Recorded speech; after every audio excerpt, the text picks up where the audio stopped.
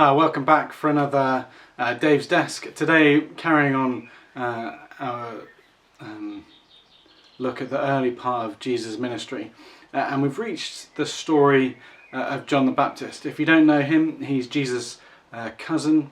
He was also announced, his birth was announced by the angel Gabriel when he was in his mother's tummy, and Mary, Jesus' mother, who was also pregnant with Jesus at the time, came into the house. His mother felt him leap for joy at the arrival of Jesus. So this is someone who's really anointed by God to do a work of service, understood as the pinnacle of the Old Testament in terms of Old Testament prophets. There's no one, Jesus says in the Old Testament, greater than John the Baptist.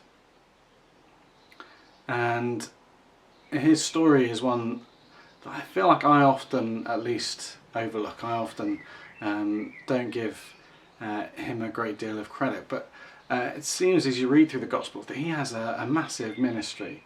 Indeed, in the book of Acts we see people far, far away from the Jordan Valley where John baptized, who have heard of John's baptism, who are aware of his message that God was coming and that he was going to forgive the sins of those who repented, that he was inviting people to wash themselves in the river, to go down in its depths and to be reborn into new life where they would follow and trust in him. And that, pardon the pun, that this ministry had ripples throughout that region, so that when Jesus' ministry begins, he's not beginning to speak to people who have never heard of this idea of repentance. They've never considered what it might be for the kingdom of God to be on the move. They are already expectant. The Gospels tell us that Jesus came to where John was baptizing and asked to be baptized too. And the image of John sort of trying to say to his cousin, I can't baptize you. You're the Messiah. Not in so many words. And Jesus saying, no, it's what my Father's will is for me to be baptized this way. And Jesus is baptized by John, and heavens opens and God speaks. You know, this is my Son, whom I love. With him I'm well pleased. Listen to him. And that begins Jesus' ministry and marks the beginning of the end of John's ministry. I was just reflecting there on that. You know, did God need John to be moving? I mean, could Jesus not done everything on his own? What is the role of John's ministry?